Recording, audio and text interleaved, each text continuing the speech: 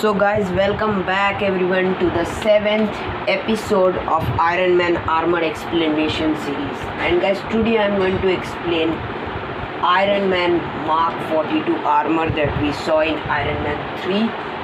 And guys, today I'm going to explain Mark 42 and I'm going to give you some hidden details about Mark 42 also that were not shown in the movie. So guys, don't miss this video. And now guys, let's get started guys. So guys, as you guys know that after New York battle, after Tony Stark used Mark 7, Tony Stark had an anxiety and that's why he created, he was not able to sleep, so that's why he created many Iron Man armors, Mark 8 to Mark 42 armors he had created.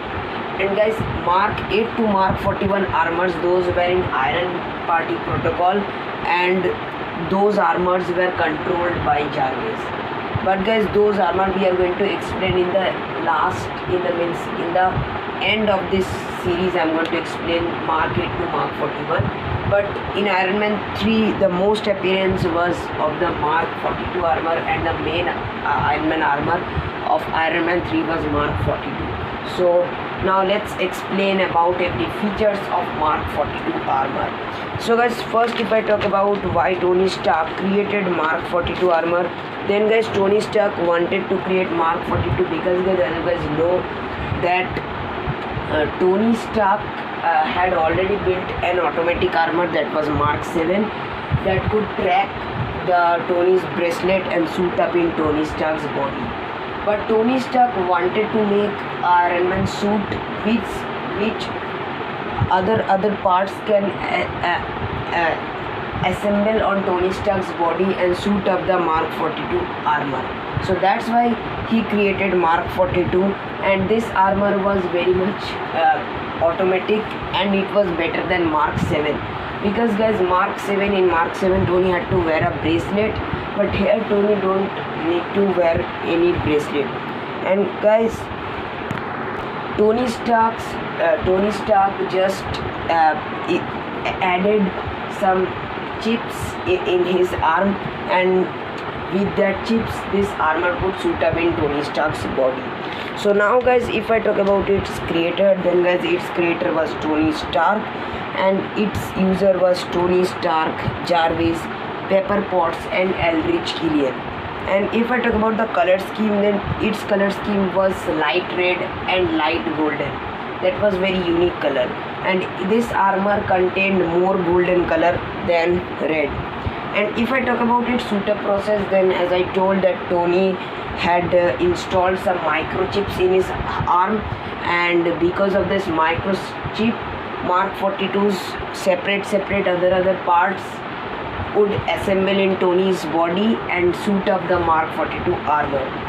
And guys, if I talk about its power core, then Tony Stark used new element arc reactor Mark 2 in Mark 42 armor.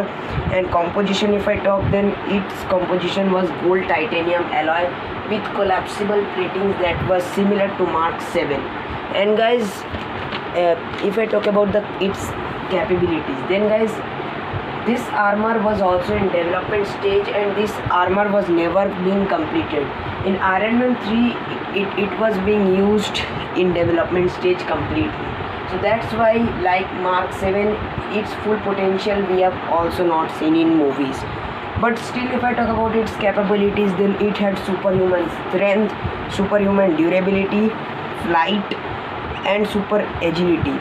And it had also a heads-up display screen like all the other Iron Man armors.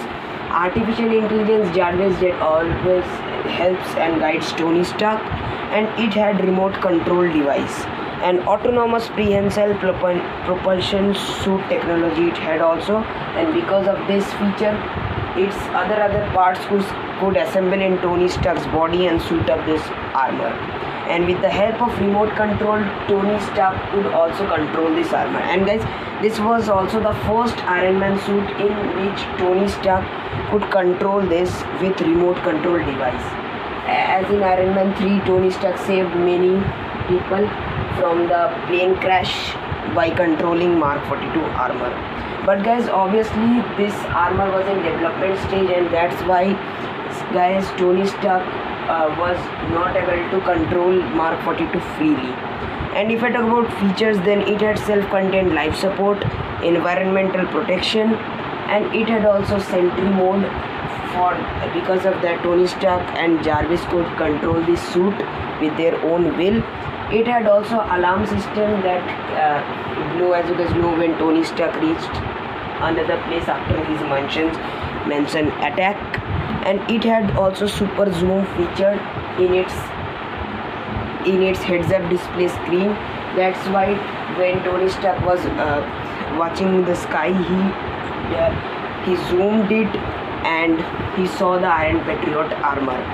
And he also added here advanced droning system. And guys, it was also a armor in which Tony Stark used droning tech.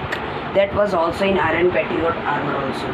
And with this droning tech, this suit can assemble in Tony Stark's body very easily and without the bracelet also. So this droning system was also there in Mark 42 armor.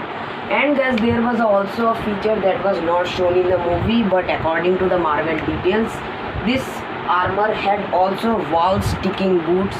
Because of that, Tony Stark could walk upside down in the wall, just like Spider-Man. He could walk with his feet on the wall by upside down. That was a very nice feature, but it was not shown in the movie. But it had wall sticking boot. And now guys, if I talk about the weapons of this armor, then guys, this armor was in development stage, and that's why its weapons was very much limited. And if this armor Tony completed on Iron Man 3, then this armor would have many weapons. But guys, because it was in development stage, so that's why it had very limited weapons. It had repulsor beam and unibeam, which power was very much increased, though it was in development stage. And it had small missiles, and because of this, Tony Stark had destroyed a helicopter in Iron Man 3 when they attacked on his house.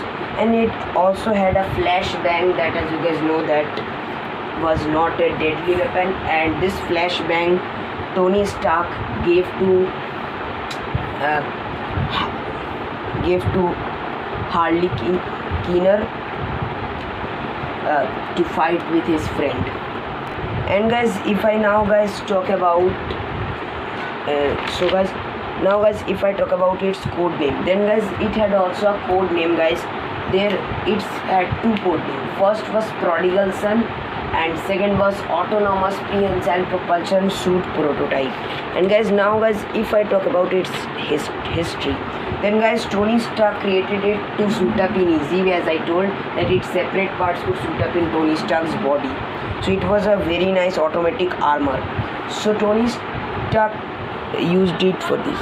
First guys, this armor was used by Pepper Potts. Means when guys, as you guys know, that Mandarin attacked on Tony Stark's house, and Tony Stark's every armor destroyed there. So on that time, for saving Pepper, Tony Stark suit up the Mark 42 armor to Pepper, and on that time Pepper Potts also wore this armor. And then guys, Tony Stark also wore this armor then to save himself from this attack. And then, as you guys know, that he went to a icy place, and after that also Tony Stark used it. And because guys, it was in development stage, so Tony Stark had to charge it every time in this movie. And later in the last scene, Jarvis was controlling this Mark 42 armor, and then Tony Stark used this armor for killing Killian. As you guys know, that at the end of the movie, Tony Stark destroyed Mark 42 for killing Aldrich Killian.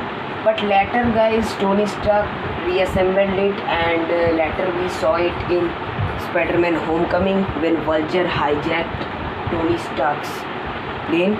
And later, because guys, as you guys know, that plane was destroyed there in Homecoming, so we can say guys that Mark 42 every parts was disassembled in there. But guys, this armor is still active in MCU because guys, we have seen in Homecoming that after destroying Mark 42 in Iron Man 3, Tony Stark had again reassembled its part and again repaired it. So that's why we saw it in Homecoming. So this armor is still active guys in the Marvel Cinematic Universe, but yeah, it is reassembled now as the plane was crashed. But who will use Mark 42? No idea, but maybe in Armor Wars we can see Mark 42 once again. Let's see what just happened. But if I talk about the weaknesses, then it had no weaknesses. Obviously guys, it was in development stage, but it had some weaknesses that we saw in Iron Man 3, that because guys it was in development stage, so it cannot go underwater. And guys, yes guys, I forgot to tell you that feature, that like the other Iron Man armors, you guys know that from Mark 6 Tony Stark made all his Iron Man armors water resistant. So Mark 42 was also water resistant, but because it was in development stage, so that's why Tony Stark couldn't stay in water for much time. And guys, the next weakness was that it had sentry mode and remote control device. With that, Tony Stark could control the suit and Jarvis also, but for some minutes, because guys its charge was very low and it was in development stage. It was in development stage. So guys, this was the full explanation of Iron Man Mark 42 armor. So guys, I hope you have enjoyed this video, and guys, now guys, we will meet in the next video.